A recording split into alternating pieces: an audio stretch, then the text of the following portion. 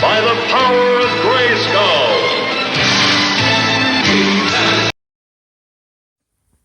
What's up, everybody?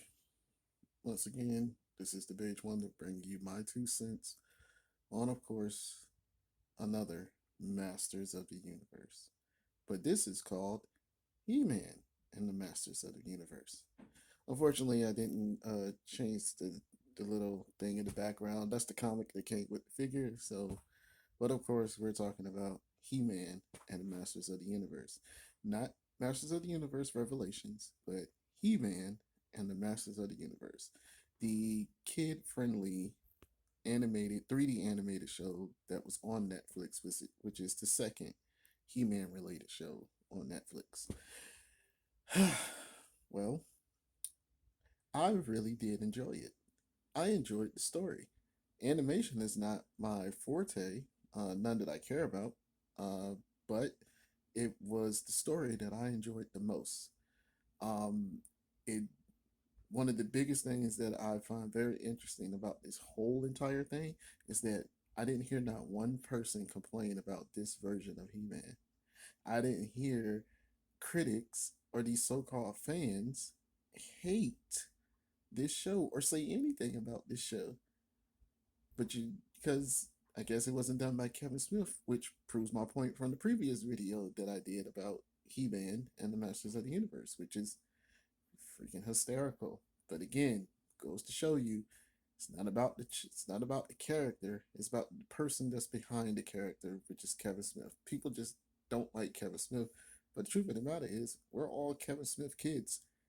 He's the first self-made nerd who showed that it was possible to be a nerd and love something and just pretty much made an empire out of it.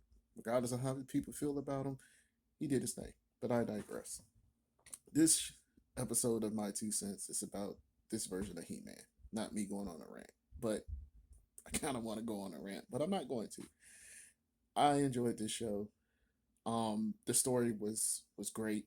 One of the contrasts that I find very, very compelling about the show is that they're basically telling the He-Man and the Master of the Universe story that will be revelations in part 2 of the Kevin Smith show. But if once again, to all you so-called proclaimed fans out there, you would know this if you was a real fan. I love how they started off showing that He-Man and Skeletor are uncle and nephew. I enjoyed how they told a very good story about how basically Tila is the sorceress. But you notice everybody was complaining about the Kevin Smith version. But I don't hear nobody saying anything about this one. Like the internet is not saying anything. You know, Twitter is not going off at a buzz. Clownfish isn't saying anything or gave a review on it.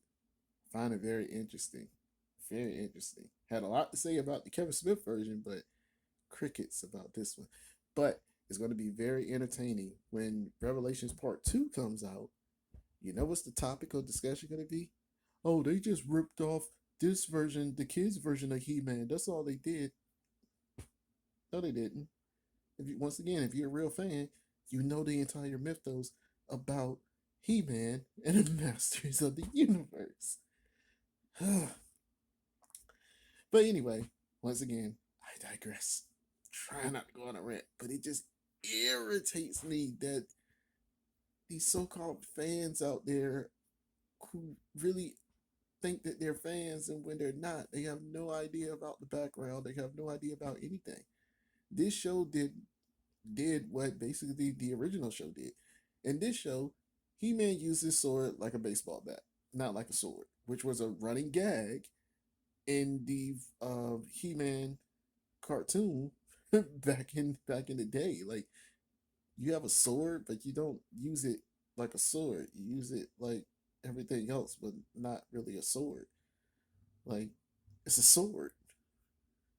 But this version, he was using it like everything else other than a sword, which is the entire point because it's a kid show.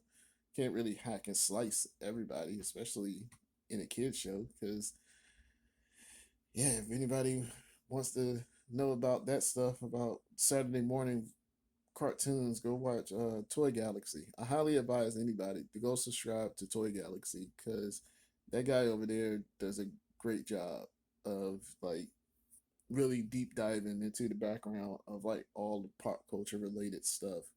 Like his take on Wizard, I knew some things, but I didn't know a lot.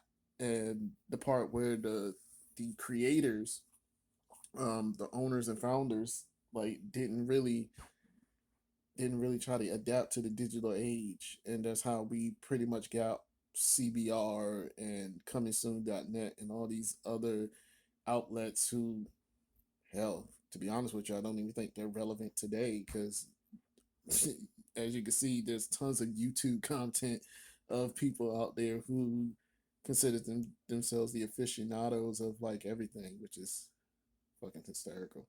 Which again, working on that video, I just don't have the time of the day to really like do almost an hour show about my gripes about that. But once again, I digress because we're talking about Masters of the Universe, which ties into a lot of things. But again, this show was great. I can't wait for the second season to come out. Um, there's so much they can do with the story. I actually enjoyed the character Skeletor in this one. Like he was very witty, he was very charismatic. Like I dare to say he was basically like my favorite character. Like he really was. Like there's been tons of versions of Skeletor, but this one probably is my favorite.